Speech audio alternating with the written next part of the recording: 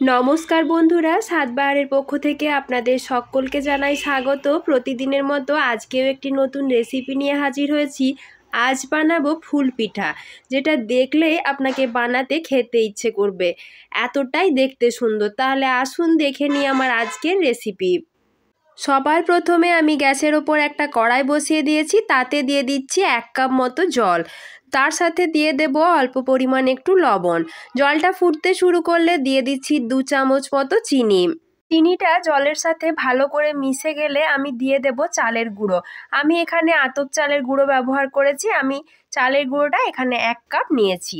দিয়ে চামচের সাহায্যে ভালো করে জলের সাথে মিশিয়ে নিচ্ছি। চালের গুঁড়োটা ভালো করে মিশিয়ে নেবার পর আমি দিয়ে দিচ্ছি 1 মুঠো মতো নারকেল কোড়া। এটা দিলে পিঠেটার স্বাদ কিন্তু খুবই ভালো হয়, এটা কিন্তু অবশ্যই আপনারা দেবেন। নারকেল কোড়াটা দেবার পর ভালো করে আবারও মিশিয়ে নিয়েছি। তারপর গ্যাসের ফ্লেমটা বন্ধ করে দিচ্ছি আর একটা থালা ঢাকা দিয়ে 5-10 মিনিটের জন্য রেখে দেব। 5-7 মিনিট পর মিশ্রণটা অনেকটা ঠান্ডা হয়ে গেছে, তবে পুরোপুরি ঠান্ডা হলে চলবে না। এবার আমি হাত দিয়ে এটা ভালো করে একটা শক্ত ডোয়ের মতো করে গড়ে নিচ্ছি। এটা কিন্তু হাত দিয়ে খুব ভালো করে থেসে থেসে মেখে নিতে হবে, তা না হলে কিন্তু গোল বলের মতো শেপ দেওয়ার সময় এগুলো সাইড থেকে ফেটে যাবে। সুন্দরভাবে মেখে নেওয়া হয়ে গেছে। এখন সম্পূর্ণ ডোটা আমি দুটো ভাগে ভাগ করে নিচ্ছি। এবার একটা ভাগ ডোয়ের সাথে আমি অল্প পরিমাণ একটু গ্রিন ফুড কালার অ্যাড করে দিচ্ছি, দিয়ে খুব ভালো করে থেসে থেসে সেটাও মেখে নিচ্ছি।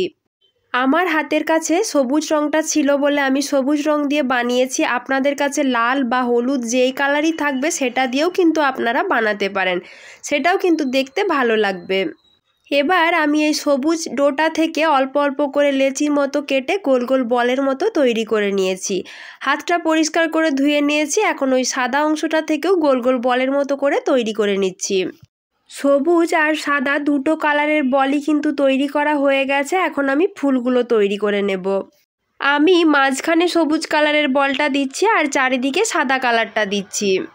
আমি 5টা সাদা কালারের বল একই সাইজের নিয়েছি। এবার সাইড থেকে হালকা করে এভাবে চেপে চেপে লাগিয়ে দিচ্ছি। বলগুলো সাইডে সাইডে এভাবে বসিয়ে হালকা হাতে একটু চেপে দিলেই কিন্তু একটার সাথে একটা জুড়ে যাবে। এগুলো ভাপানোর পরও কিন্তু খুলে যাবার কোনো ভয় নেই। আমি মাঝখানে একটা সবুজ রঙের বল দিয়েছি এবং চারিদিকে 6টা সাদা রঙের বল দিয়ে খুব ভালোভাবে একটু চেপে দিচ্ছি। দেখুন ফুলটা দেখতে কতটা সুন্দর হয়েছে।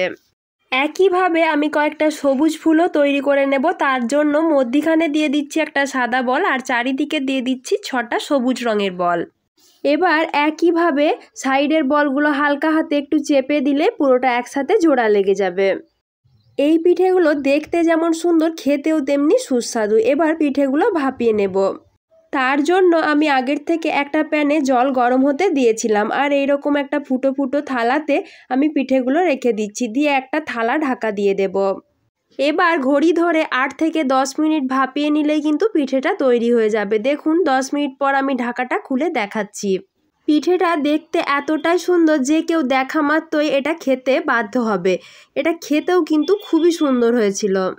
এবার গ্যাসের ফ্লেমটা বন্ধ করে আমি পিঠেগুলো নামিয়ে নিচ্ছি। একটু ঠান্ডা হবার পর পিঠেগুলো থালা থেকে অন্য একটা পাত্রে আমি তুলে নেব। দেখুন পিঠেগুলো ভাপানোর পরেও কিন্তু একটার সাথে একটা সুন্দরভাবে জোড়া হয়ে আছে, কেউ কিন্তু খুলে যায়নি।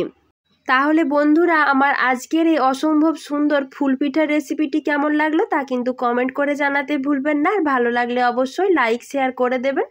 আর যারা আমার চ্যানেলটিতে প্রথমবারের জন্য এসেছেন তারা প্লিজ চ্যানেলটাকে সাবস্ক্রাইব করে দিয়ে আমার পাশে থাকবেন। আজকের মতো এই পর্যন্তই। খুব তাড়াতাড়ি আবারও দেখা হবে নতুন কোনো রেসিপি নিয়ে। সকলে ভালো থাকবেন, সুস্থ থাকবেন। ধন্যবাদ।